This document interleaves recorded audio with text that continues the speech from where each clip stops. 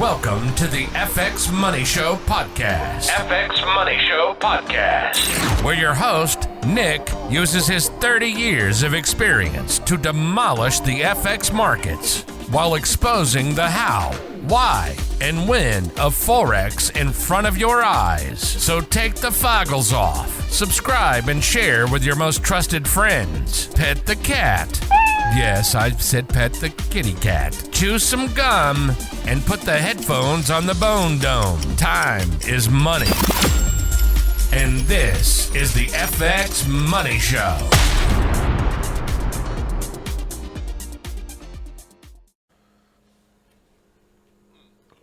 Here we go again. All right. Good morning. Hey, Cody.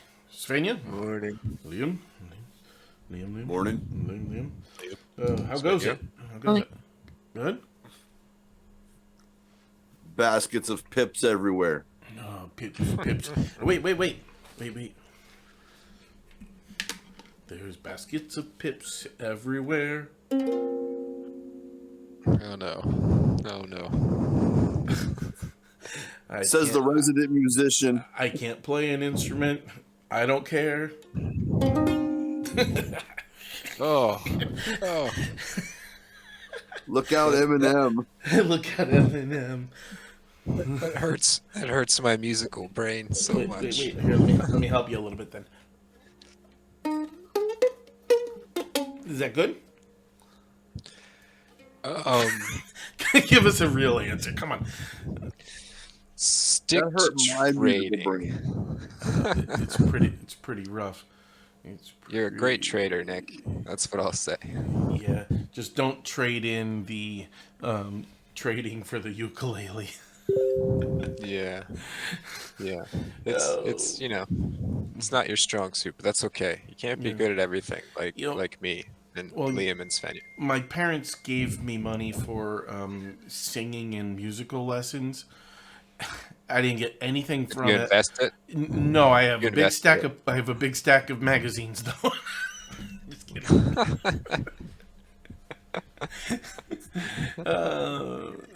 Obviously cosmopolitan, What else? Right. Yeah. Read your Cosmo. Yeah, for the articles.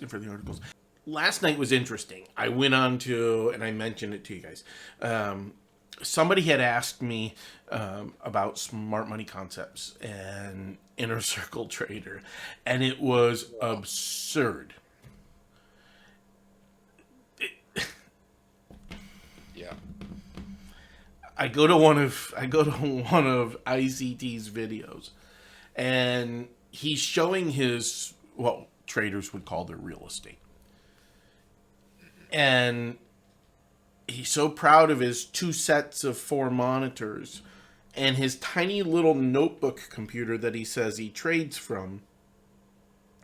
And the left side set is for currencies and the right side set is for treasuries and futures and everything else. And no trading platform. Yeah, I was wondering that. No trading platform whatsoever. It was all trading view charts. Yeah, that's what it looked like. I was a little confused by that, but yeah, he had nothing. So I had said something on his video, and he responded, and I'm pretty raw when I say something like that because I'm just so fed up. I'm fed up with the nonsense. Yeah. So then I challenged him to kind of a comparison. Show me yours, I'll show you mine. And no response. And then I saw a couple other people, I don't know who they were, but I saw a couple other people, kind of suggest or ask him, to support it and do something with it.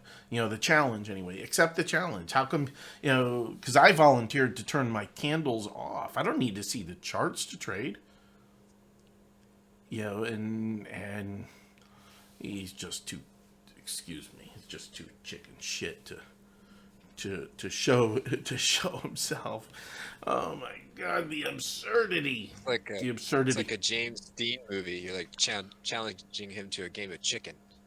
Yeah, I mean, he's not even playing. It's not even chicken. It's Cornish hen he's playing with. he's trying to play chicken with Cornish hen. I mean, if you've got something and if you know it works, and like a couple of people, I made some other comments this morning on that video. But a couple of people said, like one guy, I was a little bit sarcastic and a little bit abrasive. But when somebody's giving somebody else a line of crap, that's when I speak up. And somebody had said they couldn't thank him enough and there's no way they're going to ever be able to repay him. And I said, yeah, that's right. You're never going to be able to because you're going to be broke. And just nonsense. And then another guy said something about, he got lost in his studies and he wasn't making heads or tails of it. And I basically said, I don't remember it exactly. I basically said, no, you didn't get lost. You were given answers that weren't clear or crystal clear. And it is tough to give those answers, because conditions change, so it has to be very condition specific. But he doesn't give. I mean, you look at his videos, and everything is abstract. There's no defined rule, because if he gets caught in making a bad decision, he doesn't do it in front of anyone. He just says, "Well, this is why this was this," and that's why he doesn't trade in front of people. Because that's usually a pretty clear sign. Yeah, I mean, he's just so full of shit. Just so full of shit. And I anyway, it's always tough for me. I'm like, I don't know. I mean, like, I feel bad, like, like picking on somebody like that, but then I'm also like, well, I feel really bad for all the people that are spending money on this. Oh my God. But you don't want to be mean, but I mean, people are throwing their money out the window. Yeah, but when somebody buys my album, what do you think? I would come after you. I'd be like, dude, you can't. No, that's not music. That's total garbage. Let me show you how it's done. I'll challenge you to a guitar off. Here is a fact. When I play a radio, it goes out of fucking tune. I love music. I love the sound of music. I've, in my photography, years, I've photographed some amazing, concerts, and some musical events. And, I have an ear for it. I don't have a fingers for it. I can play piano by sight. If I see somebody play it a couple of times, I can repeat it. But that's how many times is somebody going to sit there and play a piano for me to copy? Can you read music? Somewhat. It's a little bit abstract for me. Yeah. But somewhat. Yeah. Somewhat. It doesn't. My hands don't coordinate. My hands don't coordinate very well. I started going through a series of lessons, and I forget the guy's name, and he taught really well. I couldn't focus on it because it was just so, music is abstract. But I got the ukulele down. But anyway, I mean, that actually sounded nice. I don't know if that was a chord. I know it did sound better. It did sound better. It was close to an actual chord, I think. Yeah. So that's good. Yeah. I put my finger in the hole of the ukulele in the center hole, and sometimes it works. Is that what you're supposed to do? No. No, not at all. Okay. But I think you can just like on the third fret, just hold the bottom string. I think that's a G, if I recall correctly. Just hold one string down, play the whole thing. Waiting. Where do you? Oh, on the third. Wait. On the third fret. Ooh, is that thing tuned right? Oh, that's a little bit better. Yeah, hell no, this thing is not tuned. This belongs to. That's out of tune. I'm gonna blame it on my little one.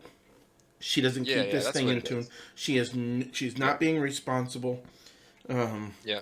Yeah, that's Yeah, that just. doesn't sound at all like it's tuned right. Hold on a So second. it wasn't Let it me get wasn't my. you playing. Let me get my. No, it was me playing. Oh no, it's I'm gonna get my we'll harmonica. say it was. Yeah. Oh boy, do you really have a harmonica? Yes, actually, Is it? she and I, we'd be going down the road, whether we're taking a trip out to the boat or something like that. She and I would be going down the road and we play harmonica, and she tries to copy me. Oh, okay.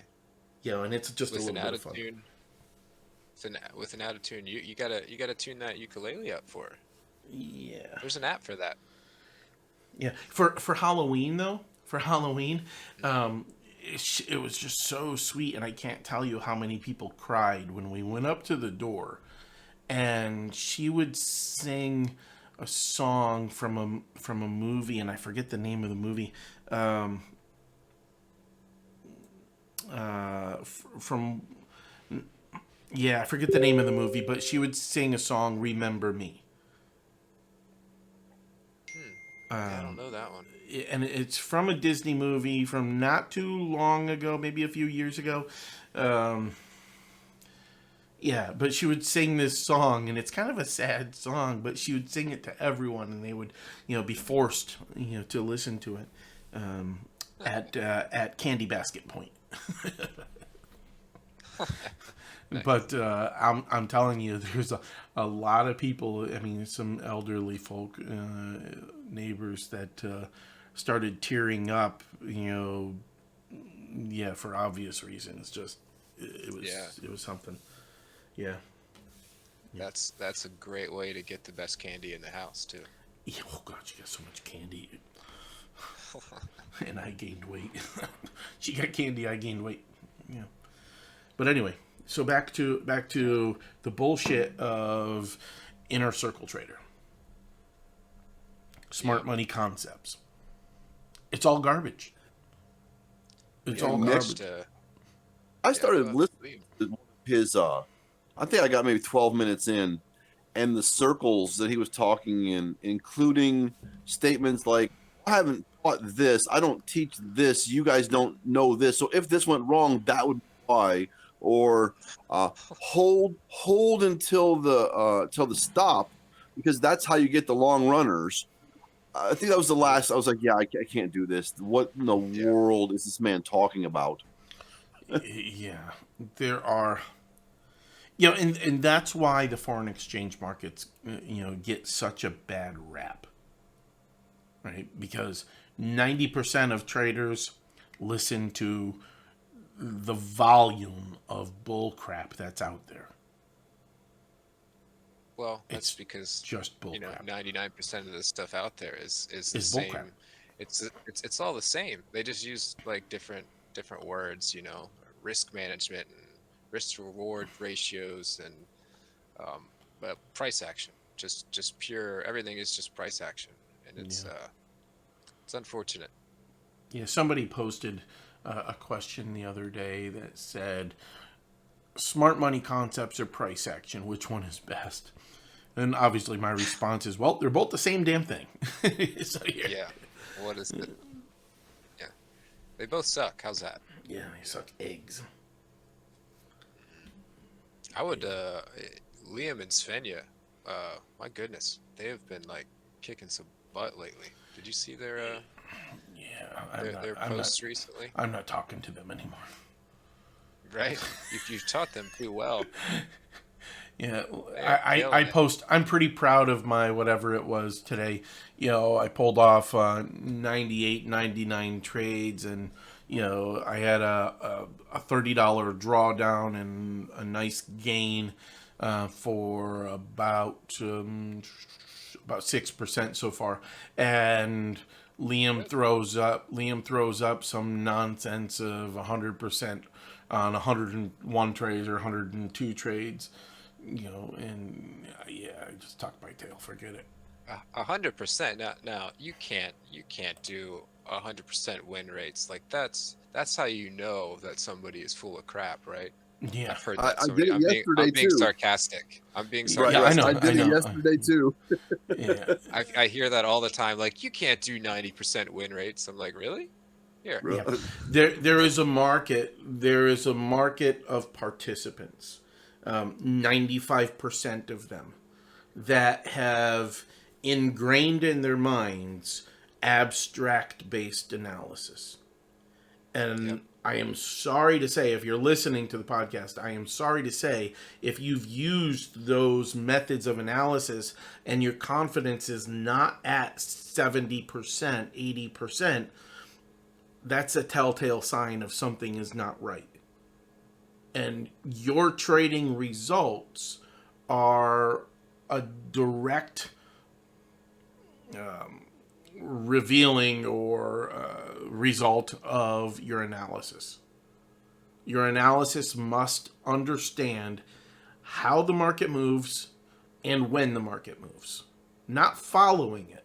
If it's following it, you're already in a losing proposition, and then you've got to be that much better of a trader to make lagging nonsense work. Right? Because there's a component a very of difficult way to go about things. yeah, that's a tough proposition. And no wonder 90%, 95% of traders lose consistently. Because that's what they're doing. Well, that abstract approach, like someone saying like, yeah, you can't pull off 90% win rates. You're absolutely right. You cannot come anywhere near 90% win rates with price action or smart money cons. I can't even say that word without upchucking a little bit in my mouth. But inner circle, I mean, Liam, you said it well. Inner circle trader. He's going around in his own little inner circles. You know, he's got these little circles that he talks in.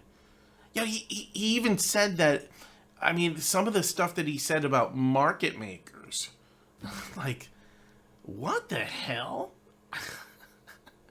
I mean, has this guy been completely, I mean, he's never connected to an institutional venue. That is obvious. Because he doesn't understand how they're built and what they do and what they provide. You know, and just nonsense. Just nonsense. And I get tired of it, so I guess I'm venting. But, yeah, if your analysis or if your trading consistency and confidence is less than, 70% per trade, that you're going to make a profit on any given trade, your analysis is wrong. Right? Because your analysis must keep you connected to at the hip with price movement. And price movement doesn't mean price action. It means what is the candle doing right now? And, I can look at the chart right now and I can see sentiment is pulling the current candle lower. Doesn't mean that price action, the bigger picture of movement and trends, has changed. Because that changed probably 20 minutes ago, 30 minutes ago. But right now, the candle has got bearish pressure. And you've got to be able to look at the candle and know at the time you place the trade whether institutions are supporting that directional movement or not. Because it's those institutions, when you align your trades with it, and I'm not going to give any song and dance about institutional flow, it's all institutional flow. But ICT and SMC nonsense, they think that retail traders must be able to move the markets, and they can't. Retail traders are just 3% of market participants, and that is not enough when you've got $4 to $5 billion of limit orders within about a 2-pip range of the current price. A retail trader is not going to move the markets. not even a little. So every move on every candle, if it's breaking outside of a range, whether it's a half of a pip range or a 1-pip range, every move is based upon institutional flow. Otherwise, it's not going to move. And the only way that a candle will change direction is if institutions have decided that it's going to change directions, and the sentiment of those institutions have in fact changed their outlook on where they think prices are going to go. But your analysis must be dynamically responsive and keep you connected to price at the hip and keep your trading aligned with that stronger direction. And yesterday, I did it myself. As we started to do some trading, I got into a position that I struggled with it for a little bit. Ended up, becoming, about an 8% day yesterday. And I've got just about that, maybe 5% right now, 6%, already this morning. Forget what it is. But the analysis, as I've said in the previous calls or episodes, is the analysis is not based upon the candles. It's based upon the data that causes the candles to move. Sentiment and volume. The end result is the direction of the candles. Right, that's it. The case for data. The case for data and strategy, yeah. Yeah. You've got to have the data. And if the institutions aren't giving you the data, that's because they don't want you to generate a profit. And they don't give you the data because they're giving you leverage, hoping that you're going to trade the most volume that you possibly can. And because you don't have the proper data, you're going to lose. Yep. Right? Most So of the time. it's all market intelligence, and we've got to completely re-engineer, transparency, or engineer transparency, and like we have, and move forward with it, but recognize that the market has been structured, courtesy of Congress, against you. It's the old buddy system. The old buddy system. So I am going to, we had this discussion the other day, I am going to open up a course. Not the course that we have, but the course that you and I have spoken about, Cody, with regard to how the markets move. Right? Yep. What causes exchange rates to move? How do we recognize a change in direction? How do we recognize a continuation in direction? And that course I'm going to open up to the public so anybody can take a peek at it, and